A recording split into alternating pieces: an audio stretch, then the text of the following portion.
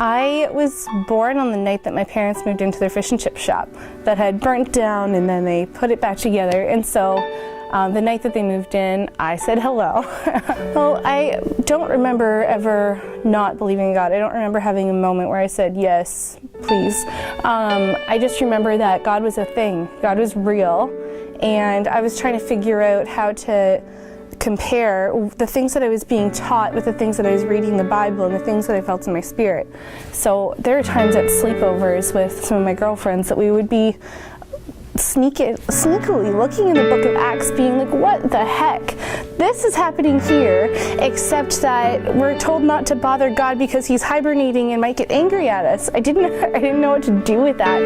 And so my faith was often isolated because I didn't really understand how to align all of those things up. The things like the miracles and just the huge acts of faith that I wasn't always seeing in my actual life. When I came to Laurier, it was a pretty big deal, and I was really on my own, but I knew that my mom was pretty afraid that I wouldn't end up going to church, and so she had made some calls, and some guy that she knew who had once lived in Brantford said, go to the Freedom House place, this is the address. And I was pretty sure he was wrong when I walked up, because I was pretty sure it was an abandoned building.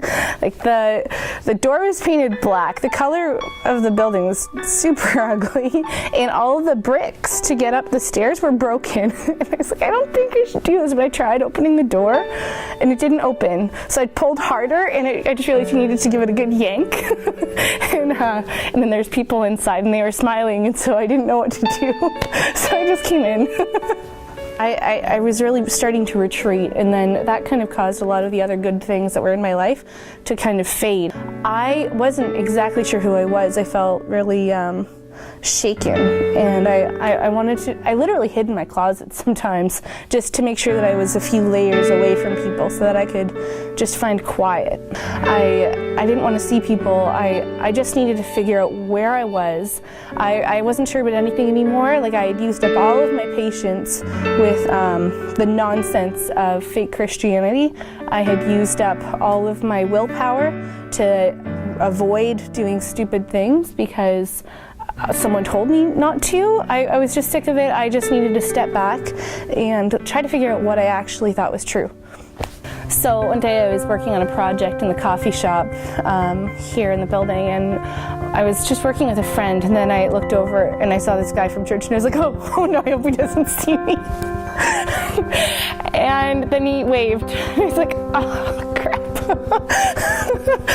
And I'm really polite in customer service. I grew up in a restaurant, so I can't just see someone and not say hi back. And so conversation started, and then he said, do you want to come see our new building? We got to the sanctuary, and I saw the drum kit, and all of a sudden, all of my memories of having run the worship team at high school and of just how much I love music and worship just kind of flashed at me, and I was like, oh, I missed that. What an anchor that was for me. Like, it was the drum kit that really caught my heart funny. And so as soon as the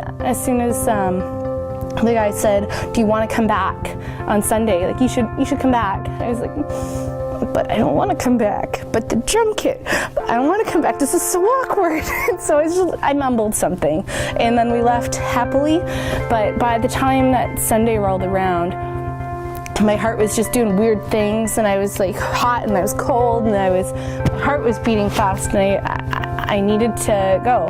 I didn't have a choice. Like, all of a sudden I was already outside with my coat on. And so before I knew it, I was there, and as I was walking through, I could hear the music, and it was like coming home. And then as I was walking closer and closer, the giant Pastor Brian just stood there with these big, burly, open arms, and again, I couldn't run away. But at that point, I started to not want to run away, and so kind of coming back to that hug was like coming home. I needed that, hey, you should show up statement. I needed that. If that hadn't have happened, I have no idea where my life would be. because it's scary. It's scary to walk through a door for the first time. Sometimes it's scarier to walk through a door that you've really pretended didn't exist for a while. It's intimidating, and sometimes you need just someone to give you permission, even though it might seem silly. I needed permission to come back. God is the background. He's like the air. Whenever anything big has happened in my life, it's almost like he would swoop in and say, I'm right here with you. Don't worry, I've got you. And it was this I got you thing, almost like when you're falling and someone catches you in a movie. It's always like that. It's like this, I'm not gonna leave you. I'm right here. You're okay. And even though you have to go through all of this, I'm not gonna leave you. I'm gonna be right here with you. I'm gonna do it with you. You're gonna be okay.